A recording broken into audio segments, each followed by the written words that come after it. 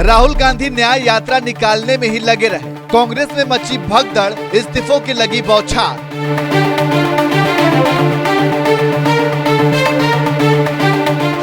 पहले पूर्व सीएम अशोक चौहान ने छोड़ी कांग्रेस, अब पूर्व पीएम के पोते ने भी लगा दिया इस्तीफा।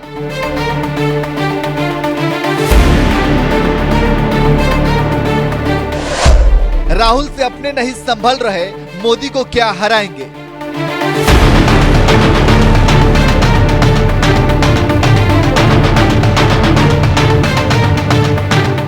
मोदी को सत्ता से उखाड़ फेंकने का ख्वाब पालकर बैठे राहुल गांधी पिछले कई दिनों से न्याय यात्रा निकालकर देश भर में घूम रहे हैं। लेकिन यकीन मानिए, जब से राहुल गांधी न्याय यात्रा लेकर निकले हैं, जैसे मानो पार्टी के लिए बुरा दौर शुरू हो गया है।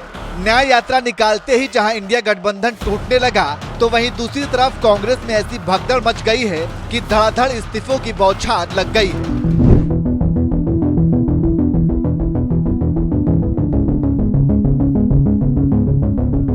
एक बड़ी पुरानी कहावत है, हम चलते गए कारवां बनता गया, लेकिन बेचारी कांग्रेस के साथ कुछ उल्टा ही हो रहा है। राहुल गांधी न्याय यात्रा निकालते जा रहे हैं और उनका कारवां घटता ही जा रहा है। महाराष्ट्र से लेकर यूपी तक कांग्रेस में ऐसी भगदड़ मच गई है कि लोग धड़ाधड़ इस्तीफा लगा रहे हैं और किसी भी तरह से कांग्रेस से छुटकारा पाना चाहते हैं। इसलिए कुछ ही दिनों पहले मिलिंद देवड़ा, अशोक चौहान, आचार्य प्रमोद कृष्णम जैसे कद्दावर नेताओं ने कांग्रेस छोड़ दी, तो वहीं अब देश के पूर्व प्रधानमंत्री लाल बहादुर शास्त्री के पोते ने भी कांग्रेस को अलविदा कह दिया।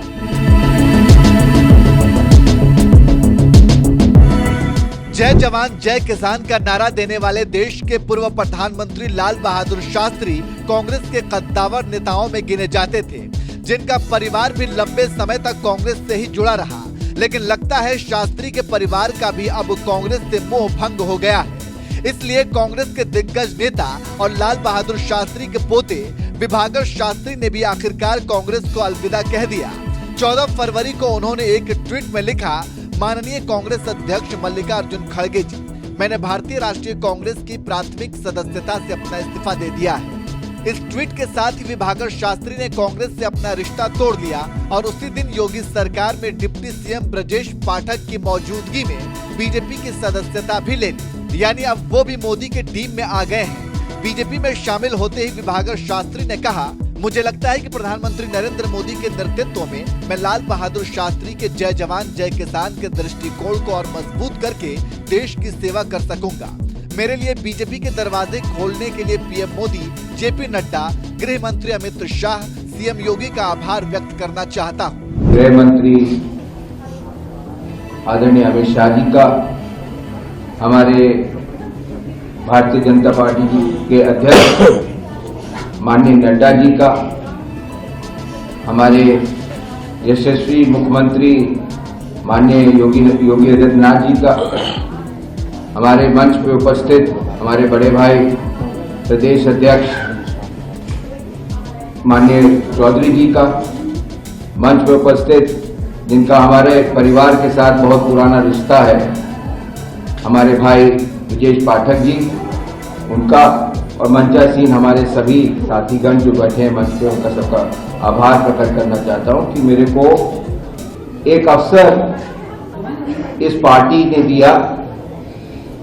उस पार्टी ने जिसने लाल बहादुर शास्त्री जी का वो नारा, वो देश की तरफ वो जो विजन है, जय जवान जय किसान जय विज्ञान जय अनुसंधान को बढ़ाने का, उस विजन से जुड़ने के लिए मैं भारतीय जनता पार्टी में आया हूं। और मुझे लगता है कि आदरणीय प्रधानमंत्री जी के नेतृत्व में शास्त्री जी का जो विजन है, लाल बहादुर शास्त्री जी का जो विजन है, जय जवान जय किसान, उसको मैं और मजबूती से देश की सेवा में आगे ले जा सकूंगा। सर्वश्रेष्ठ भारत, एक भारत, विकसित भारत, इन सब ये सब बातें जब हम लोग सुनते हैं तो हम लोगों को गर्व महसूस होता है और हर एक भारतीय को भारतीय होने का गर्व महसूस होता है। हम लोग चाहते हैं कि माननीय प्रधानमंत्री जी के नेतृत्व में हम लोग सर्वश्रेष्ठ भारत बने, दुनिया की सबसे बड़ी इकॉनमी बने और जितने जल्दी से जल्दी हो सके विकसित भारत बनने का प्रयास करें। धन्यवाद। वाराणसी के रामनगर में रहने वाले विभाकर शास्त्री के दादा लाल बहादुर शास्त्री एक कांग्रेसी थे, इसलिए विभाकर शास्त्री भी कांग्रेस से ही जुड़े रहे।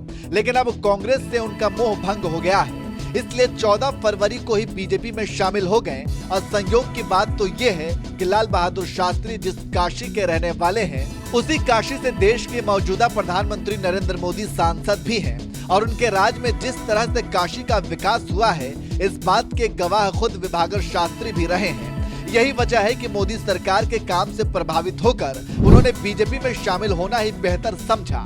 आपको बता दें, इससे पहले महाराष्ट्र के पूर्व मुख्यमंत्री अशोक चौहान, 48 साल से कांग्रेस के साथ रहे बाबा सिद्दीकी, लंबे समय तक कांग्रेस का झंडा उठाने वाले प्रियंका गांधी के भरोसेमंद नेता आचार्य प्रमोद कृष्णन और मनमोहन सरकार में मंत्री रह चुके मिलिंद देवड़ा जैसे कद्दावर नेता कांग्रेस छोड़ चुके हैं। और अब इस लिस्ट में एक और नाम लाल बहादुर शास्त्री के पोते विभाकर शास्त्री का भी जुड़ गया है। बहरहाल, एक तरफ जहां राहुल गांधी न्याय यात्रा निकालने में जुटे हुए हैं, तो वहीं दूसरी तरफ जिस तरह से कांग्रेस नेता पार्टी छोड़ रहे हैं, इस पर आपका क्या कहना है? अपनी राय हमें कमेंट कर जरूर बताएं। सुबह से बहुत लोगों का फोन आ रहा है कि मिलिंद जी, आपने आपके फैमिली का 55 साल पुराना रिश्ता कांग्रेस के साथ क्यों तोड़ा? मैं एक बात कहना चाहता हूं सबसे पहले कि मैं पार्टी के सबसे चैलेंजिंग दशक, सबसे चैलेंजिंग डेकेड में मैं पार्टी का लॉयर रहा हूं। अफसोस की बात है कि आज की कांग्रेस और 1968 की कांग्रेस, जब मेरे स्वर्गीय पिताजी ने इस पार्टी में शामिल किया हुआ, और 2004 की कांग्रेस जब मैं इस पार्टी में शामिल हुआ, दोनों कांग्रेस में बहुत अंतर है, बहुत फर्क है। यदि कांग्रेस और यूबीटी कंस्ट्रक्टिव और सकारात्मक सुझावों और मेरिट और योग्यता को महत्व देते, तो आज एकनाथ जी और मैं यहां नहीं बैठे होते।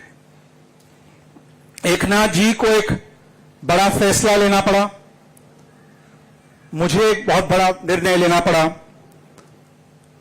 और आज जो अफसोस की बात है कि वही पार्टी, जिस पार्टी ने 30 साल पहले, जब देश के पूर्व प्रधानमंत्री डॉक्टर मनमोहन सिंह जी देश के वित्त मंत्री हुआ करते थे, the same party that ushered in economic reforms 30 years ago is a party that is abusing industrialists, abusing businessmen, and calling businessmen anti-nationals.